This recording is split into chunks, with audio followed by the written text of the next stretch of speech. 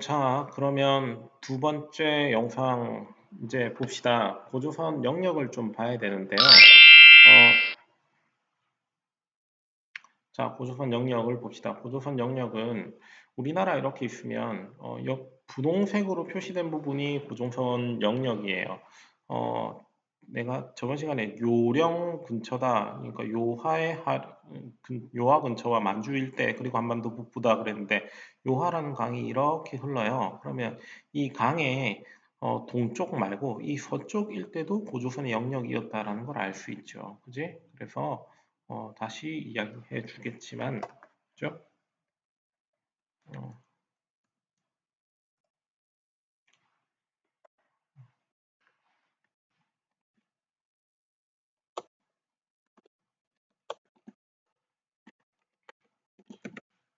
요할 때 및 만주 지역, 한반도, 아이고, 부 지역이다라고 할 수 있다. 저번 시간에 이야기했던 부분입니다. 그죠? 자, 그리고 대표적인 유물 좀 봅시다. 우리 저번 시간에 토기 이야기를 한참 했던 거 기억납니까? 그죠? 신석기 시대랑 다른 토기 모양이 나타난다 그랬는데 그 토기가 바로 여기 있는 미송리식 토기입니다. 그죠?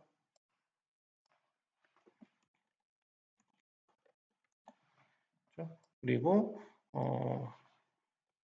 이게 바로 비파형 동검이고요. 여기 있는 게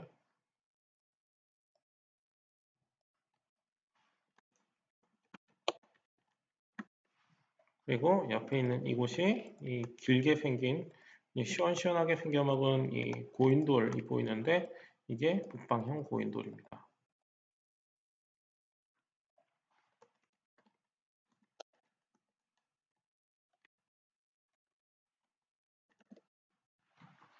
자, 요걸 이른바 고조선 3대 유물이라고 부르는데 어, 여기서 퀴즈. 옛날 사람들이 고조선이 어디에 있었다는 걸 어떻게 알 수가 있었을까요?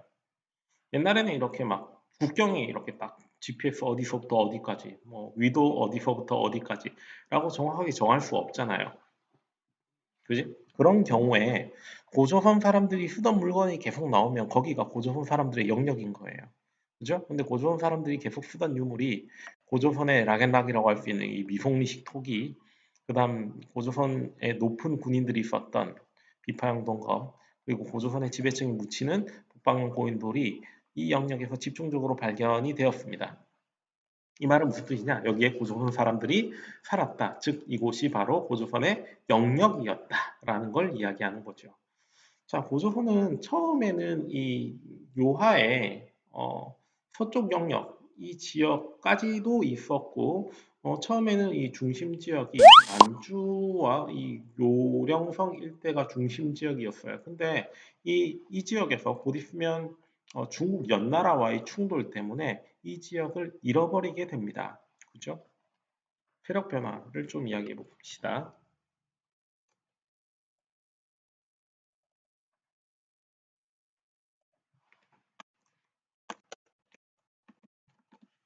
연나라와의 충돌이 벌어져서 어, 평양으로 중심지를 이동하게 됩니다. 이제 졌어요. 그지? 싸워가지고 져서 평양으로 중심 이동하게 됩니다. 그죠?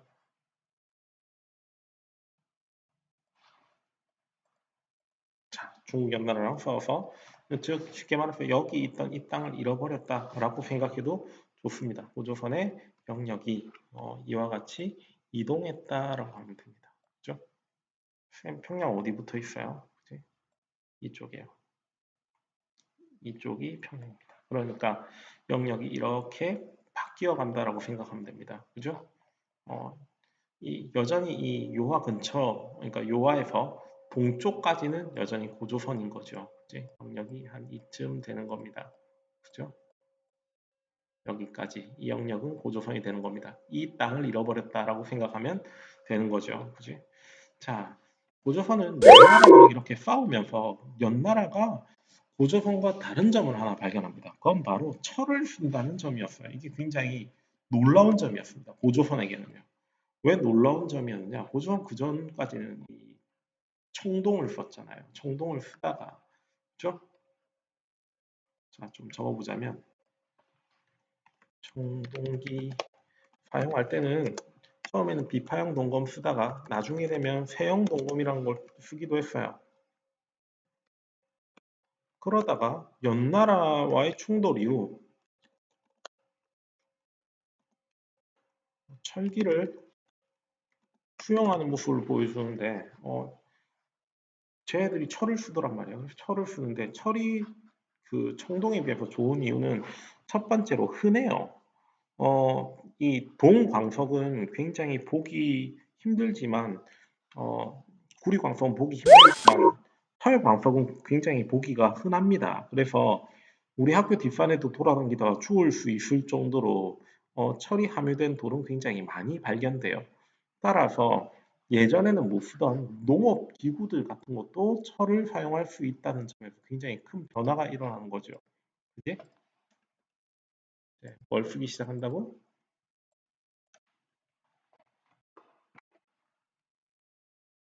철제 농기구를 쓰기 시작하는 겁니다.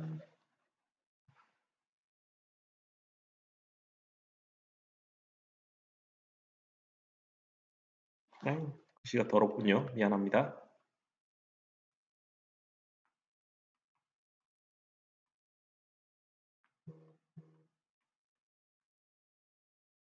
자, 철제 농기구를 쓴다. 이건 뭘 뜻하냐면 농업 생산력이 엄청 올라간다라는 거예요. 자, 우리 생각해봐요. 좀 전에 이야기했던 그지? 음, 우리가 좀 전에 봤던 그 반달 돌칼 있잖아요. 반달 돌칼 가지고 나뭇잎 자르는 게 낫겠어요? 안 그러면 쇠로 된 커트칼 가지고 나무 자르는 게 낫겠어요? 그래도 커트칼이 좀 낫지, 그지? 쇠로 된 거, 그지? 농업 생산력이 늘어나고 또 하나 더는 철제 무기를 쓰면서 전쟁의 규모가 굉장히 올라간다는 겁니다. 그죠? 이건 굉장히 사회에 커다란 변화를 뜻했어요. 그죠? 이런 고조선의 변화를 더욱더 크게 만드는 사건이 하나 벌어졌습니다. 바로 뭐냐? 위만이라는 아저씨가 나타났어요. 위만 뭐 하던 아저씨였냐? 연나라의 유민이었어요. 자, 그러면 이 위만의 이야기를 좀 해봅시다. 자, 응? 자, 이쁘게 우리나라 북부 지역을 좀 그려볼까 해요. 자,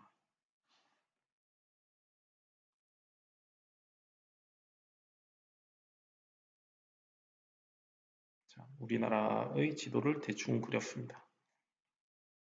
여기 중국이고, 자, 위만이라는 아저씨는 여기에 이 요하를 기점으로 해서 여기 고조선이 있으면, 그지?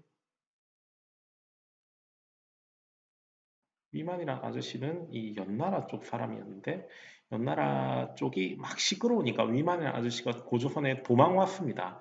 도망오면서 뭐라고 했느냐? 고조선의 왕이었던 이른바 준왕, 그죠? 왕 이름이 준왕이에요. 이 준왕에게 위만이 부탁을 했어요. 그죠? 야, 지금 연나라 굉장히 시끄러우니까 이 지역 가서 내가 조용히 살게. 나 좀 받아줘. 해서 망명을 받았던 겁니다. 그죠? 아, 그러면 너 여기 이 지역에 있으면서 중국 애들 이렇게 오는 거 네가 좀 관리 좀 해봐. 라고 임무를 줬어요. 근데 이 위만이 군대를 끌고 가서 나중에 이 준왕을 몰아내고 고조선에 이제 대빵이 되는 거죠. 이 일을 가지고 이때부터 고조선을 나누어서 위만조선이라고 불러요. 근데 재밌는 건 정식 국호는 아직까지 고조선이에요. 위만 조선은 이른바 위만이 쿠데타를 했기 때문에 쿠데타를 한 조선, 그러니까 이른바 이 고조선의 시기가 이렇게 있으면 위만 쿠데타 이후를 이른바 위만 조선이라고 부르는 거예요. 이 전체 시기가 다 고조선인데 알겠습니까? 그냥 시대를 구분하는 것입니다. 이해갑니까? 나라 이름이 바뀐 건 아니었다라는 걸 알 수가 있어요. 자, 위만은 뭘 가지고 이렇게 준왕을 몰아낼 수가 있었던 걸까요? 준왕에게 없는 무언가를 위만은 가지고 있었습니다. 그건 바로 뭐냐? 발달된 철기 기술이었어요. 철은 철광석을 그냥 녹여가지고 틀에다만 굳히면 현철이라고 부르는데 그냥 강도가 약한 철이 만들어져요. 철을 제대로 쓰기 위해서는 철을 뜨거운 불 속에 넣었다가 망치로 계속 두드리고 이걸 다시 차게 시키고 다시 밟은 다음에 두드리고 하는 제철 기술이 필요합니다. 위만은 아마도 그 기술을 가지고 온 것 같아요. 그죠? 그래서 이 발달된 철기 기술을 바탕으로 준항을 몰아냈던 겁니다. 이 준항은 그러면 죽었을까요? 아니에요. 준항은 죽지 않고 밑으로 내려가서 이 한반도 남부 지역은 별다른 국가가 없었다 그랬죠. 여기서 한반도 남부에서 진국이라는 나라를 만듭니다. 어, 그, 자, 어, 그대로 가지 말고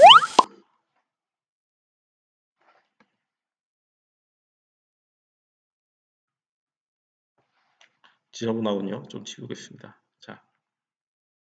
자, 정리를 하자면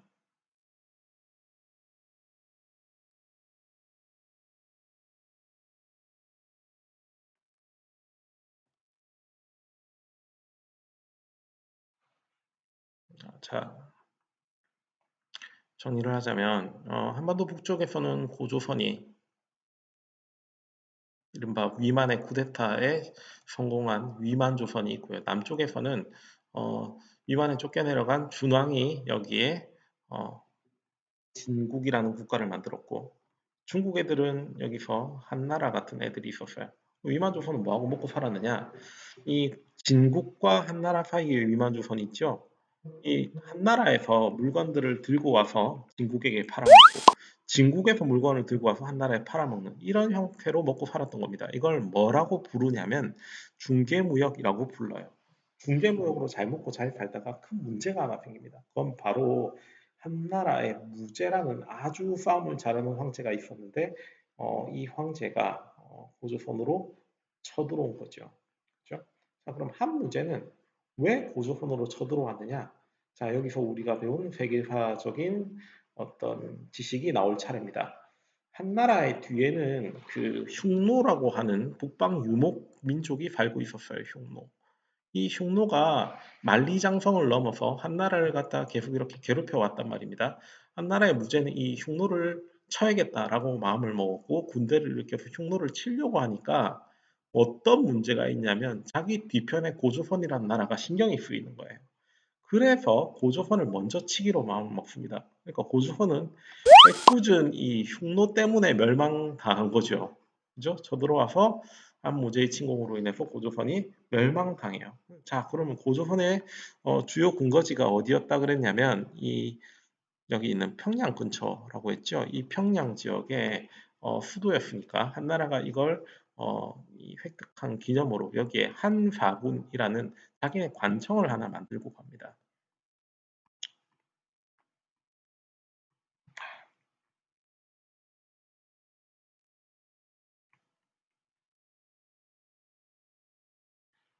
그죠? 자, 고조선이 망했어요. 고조선이 갖고 있던 철제 기술들이나 이런 지배 체제들은 이 지역에 있던 국가들에게 고스란히 유산으로 작용합니다. 고조선 뒤에 여러 국가들이 만들어지게 되는데 이건 나중에 지도로 좀 봅시다. 그리고 고조선이 사회가 어떠했는지 법을 보면 좀 알 수가 있습니다. 아, 선생님한테 계속 이런 게 뭐 날아오는군요. 그죠? 일단 수업할 때는 메신저를 좀 꺼놓고, 그죠?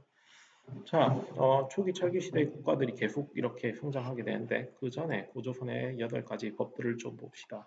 사람을 죽인 자는 사형에 처한다. 남에게 상처를 입힌 자는 곡식으로 갚는다. 도둑질한 자는 노비로 삼고 용서하면 50만에 돈을 내도록 한다. 이걸 보고 뭘 할 수 있느냐? 사람 죽인 자는 죽인다. 즉 사람을 소중하게 여겼다라는 거예요. 그럼 사형을 안 하는 게 소중하게 여기는 거 아니에요? 물어보는데 이 죽이지 못하도록 강제하는 거죠. 이건 인간을 중시했다. 혹은 다른 말로 인간의 노동력을 중시했다라고 할 수 있어요. 그죠? 그 다음에 남에게 상처 입은 자 곡식으로 갑니다. 곡식이 나왔어요. 바로 뭐? 농경을 했다. 그죠? 도둑질을 한다, 뭐 갚는다라는 표현이 나온다. 이건 뭐가 있다? 사유재산이 있다. 그죠? 개인의 재산을 인정한다. 그 다음 노비가 있다. 뭐다? 신분이 있다. 신분제다. 용서를 하고자 하면 50만 전에 돈을 내겠다. 뭐다? 화폐를 사용한다. 고조선의 법이 한 8가지 있는데 그 중에 3가지만 지금 알 수가 있어요. 왜냐하면 중국 애들이 그것만 자기네들이 역사서에 적어놨거든. 이걸 볼 때 이런 것들을 알 수가 있다라는 거예요. 어이구, 잉크가 터졌네. 잠시만.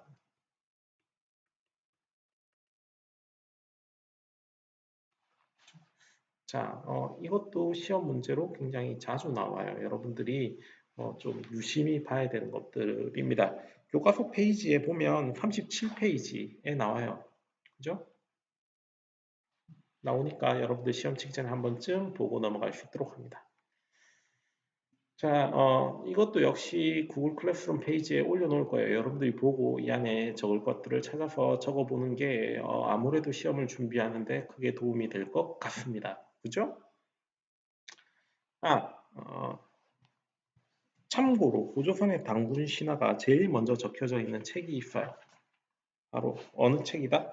교과서 35페이지에 나옵니다. 이련이 지은 책인데요. 이런 고려시대 사람 스님이고요. 이 책이 바로 어디? 삼국유사라는 책입니다. 이 책은 고조선 이야기를 할 때 빠지지 않는 책이니까 기억을 해놓을 만 하죠. 자, 밑으로 일단 계속 내려가 봅시다. 아이고. 자, 고조선이 망한 자리에 일어난 여러 나라들이 있다라고 그랬어요. 쌤이 이게 2번째 녹화라고 그랬으니까 처음 녹화 때 적어놓은 여러 가지 것들이 보이는군요. 그죠?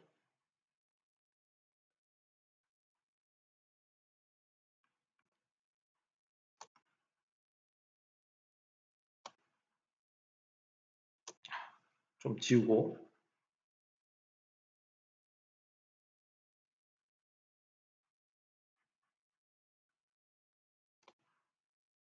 응. 자, 드디어 다 지웠다. 자, 고조선 이후 일어난 여러 나라 있는데 일단 나라들 위치부터 봅시다. 맨 위에 부여, 그 밑에 고구려, 그 밑에 옥저, 동해, 마한, 진안, 변한입니다. 그죠? 자, 근데 여러분들 위치를 헷갈려하는 사람들이 있어요. 특히 딴 건 다 기억하는데 어디 위치를 헷갈려 하냐면 이 옥저와 동의 위치를 많이 헷갈려 합니다. 이거 외우는 방법 굉장히 간단해요. 우리 영어로 위를 뭐라 부르죠? up이라고 부르죠. up. 그치? 영어로 밑을 down이라고 부르죠. down. 그죠? 자, 그럼 up에 이응을 떼가지고 옥저라고 생각하면 되고요. 그죠? 동의 디귿을 down이라고 생각해서 이렇게 외우면 편합니다. 그죠? 자, 그러면 계속 이렇게 진행해 봅시다. 아이고. 예. 자, 부여는 송화강 근처다. 이걸 숭허강이라고 중국 애들 부르는데, 그죠? 송화강 근처에 부여가 이렇게 있습니다. 이 북쪽에 자리 잡은 부여는요, 우리가 보기 정말 커서 아무것도 안 될 것 같잖아요. 하지만 농사짓기 굉장히 비옥한 땅이었다고 합니다. 농업과 목축업이 모두 다 되는 아주 풍요로운 땅입니다. 중국 애들 기록도 부여는 굉장히 풍요롭고 애들 마음 씀씀이가 너그럽고 남을 약탈하지 않고 예의가 있다라고 되어 있어요. 이유는 고구려 애들이랑 다르게 중국이랑 안 싸웠거든요. 그죠? 자, 풍요로움이라는 경제적인 특징을 가지고 있습니다. 자, 그 다음 정치적인 특징을 한번 봅시다. 왕은 중앙만 다스리고요. 지방 귀족들이 다스리는데 귀족들 이름이 마가, 우가, 저가, 구가예요. 이거 말맞자, 소우자, 돼지젖자, 개구자거든. 그러니까 말을 대빵으로 믿는 부족, 소를 대빵으로 믿는 부족, 돼지를 대빵으로 믿는 부족, 개를 대빵으로 믿는 개부족이 있었다는 거야. 자, 이걸 합쳐서 우리가 뭐라 부르냐면 이른바 사출도라고 부릅니다. 그죠? 요게 전통으로 남아있는 게 도계걸윤모, 이른바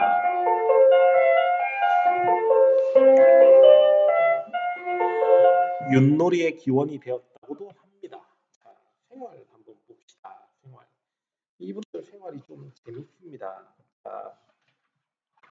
부여 같은 경우에는 고구려와 풍습이 굉장히 비슷합니다. 부여와 고구려의 공통적인 풍습을 이 위에다가 정리를 할 건데 일단 결혼 풍습 좀 봅시다. 그죠? 어, 형사치수제라고 있었어요.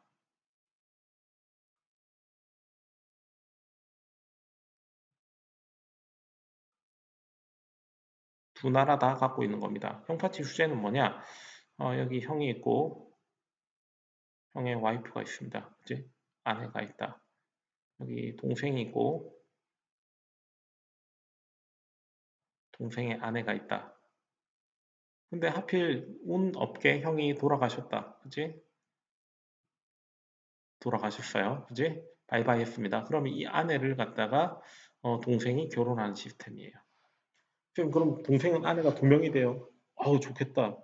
라고 하는데 사실 이건 왜 이런 거냐면 자, 형이 없어진 저 상황에서 예전에 남자들이 집안의 생계를 담당했으니까 이 아내가 먹고 살 길이 막막하잖아요. 그런 경우에 동생이 이렇게 취하는 거지. 즉, 생계를 책임져 준다라는 개념이지 아내가 이쁘고 말고는 전혀 상관이 없습니다. 불륜이나 그런 드라마의 내용이 아니에요. 알겠죠? 경제적인 이유 때문에 이렇게 하는 거예요. 그죠? 부여와 고구려의 공통적인 특징으로 형사치수제가 있다. 그리고 또 하나 더, 그죠? 부여는 순장 같은 걸 합니다. 순장. 고구려도 마찬가지인데, 그죠? 순장. 순장. 높으신 분이 죽으면 그 밑에 있는 순장처럼 보이는데, 순장이에요, 장. 그죠? 자, 높은 사람 죽으면 그 밑에 있던 노비들이나 낮은 사람들을 같이 무덤에 넣어주는 거예요. 단체로 넣진 않아요. 죽여서 넣어요. 그죠? 이런 것들이 이 생활 부분에서 고구려랑 부여가 같은 풍습입니다. 왜냐? 부여가 고구려에서, 그러니까 고구려가 부여에서 나와가지고 만들어진 국가라는 건 여러분들 알고 있죠? 그죠? 주몽 신화를 통해서 알 수 있습니다. 그러므로, 그죠? 우리 풍습이 비슷한 점이 있는데 홍사치수제랑 순장이라는 공통점이 있다. 그거 말고 고구려만의 그죠? 이게 부여의 요 부분에 들어갈 내용입니다. 자, 그리고 고구려만의 독특한 결혼 풍습이 있는데 이걸 뭐라 부르냐면 서옥제라고 부릅니다. 서옥제.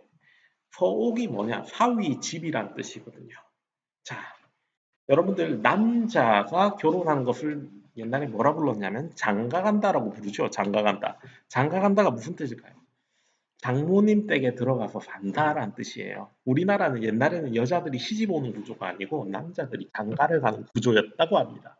언제까지? 조선 초기까지요. 조선 이제 중기쯤 가면 슬슬 바뀌기 시작하고 임진왜란 이후로는 여자들이 시집으로 오는 구조로 바뀌었어요. 시댁에 들어간다라는 뜻으로.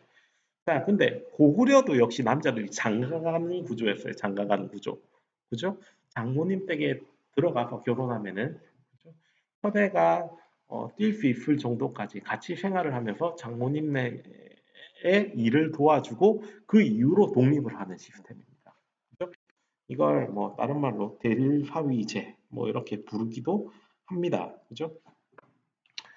어, 제천행사 알아보죠. 부여에서는 제천행사를 영고라고 불렀어요. 영고. 고구려에서는 동맹이라고 불렀어요. 동맹. 이런 부분들은 조금 외워야 되는데 귀찮지만 좀 외워놓읍시다. 그죠? 그다음 옥저. 자, 옥저와 동해에 공통점이 있어요. 둘 다 힘센 왕이 없어요. 왕이 없고 나중에 되면 고구려한테 빵 셔틀로 이렇게 삥 뜯기다가 합병당해요. 그죠? 이게 공통적으로 똑같아요. 똑같습니다. 그죠? 고구려랑 풍습이 그래서 유사한 점이 있는데 결혼 풍습만은 옥저는 고구려랑 정반대예요. 정반대. 민며느리제라는 결혼 풍습이 있습니다.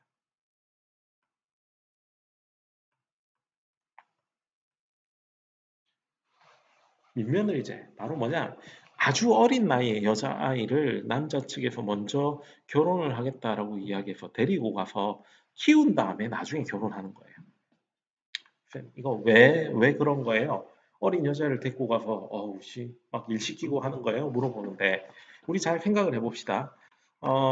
이른바 농사 지을 때 가장 노동력으로 필요 없는 나이가 언제일까요? 어린 나이에 여자애들은 노동력으로 별로 쓸모가 없어요. 그러니까 내가 이 여자애랑 결혼하겠습니다라고 이야기를 할 때, 가장 쉽게 말하면 돈이 많이 들어가고 여자애가 밥벌이를 못할 때 내가 먹여 살려가지고 먼저 데리고 오는 그런 식의 제도예요. 경제적인 이유가 다분한 거지. 위에 있는 형사치수제나 뭐 소득제나 민며느리제 전부 다 경제적인 게 이유가 되는 거예요, 사실은. 자, 동해는 가족 외에 그러니까 친척이 아닌 사람들이랑 결혼을 했어요. 쌤 그럼 고구려나 옥자나 동해 부여 같은 경우에는 가족들끼리도 결혼을 했나요? 그래요. 누나 동생 사이에 결혼을 할까라고 고민하는 경우도 있었대요. 지배층 사이에서. 왜냐하면 권력을 나누기 싫으니까. 다른 사람이랑 결혼하면 권력을 나눠 가지게 되는 그런 측면이 있거든. 근데 동해 같은 경우에는 가족 말고 무조건 다른 애들이랑 결혼해야 된다. 조계혼이 있었고 그리고 책화라는 굉장히 독특한 풍습이 있었다 그래요. 책화는 바로 뭐냐? 여러분들 우리 집에 왜 왔니? 그거 압니까? 우리 집에 왜 왔니? 왜 왔니? 왜 왔니? 그죠? 그게 그 어, 마을 뒷산을 굉장히 신성하게 여겨서 다른 부족이 오는 걸 굉장히 싫어했대요. 그래서 다른 부족이 오면 소나 말로 이렇게 배상을 해야 되는 게 이게 책화라는 풍습입니다. 이제 우리 뒷산 출입 금지 뭐 이렇게 번역을 할 수 있겠습니다. 그죠? 그리고 제천 행사로는 무천이라는 걸 했고요. 사만을 봅시다. 사만. 마한, 진한, 변한이라고 있어요. 이 중에 삼한이란 나라들 중에서는 그래도 좀 파워를 부릴 수 있는 나라가 있긴 있었어요. 좀 그 중에 제일 잘 나가는 나라, 이른바 목지국이라고 있었어요. 목지국. 선생님, 옥지국으로 보이니까 다시 적을게. 미안하다.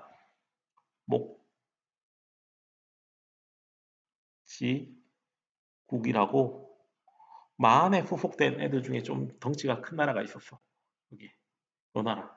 요 나라가 있었는데 요 나라가 사만 중에 대빵이었다고.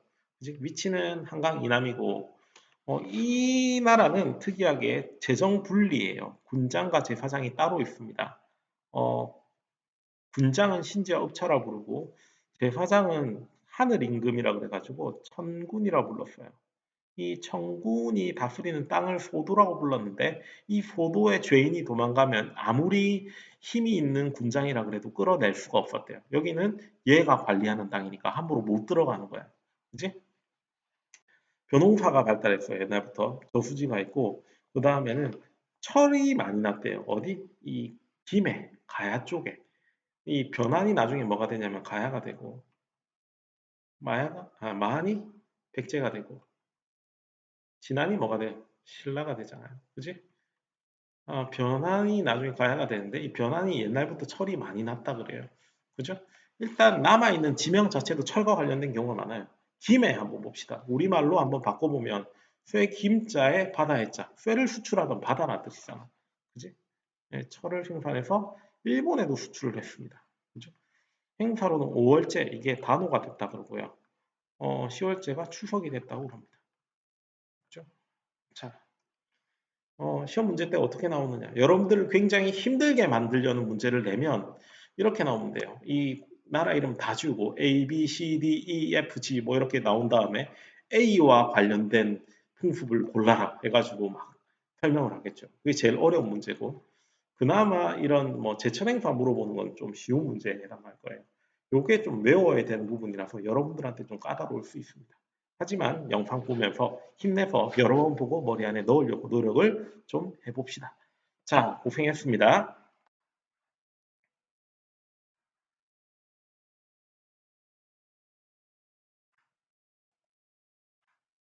어디였지? 충직.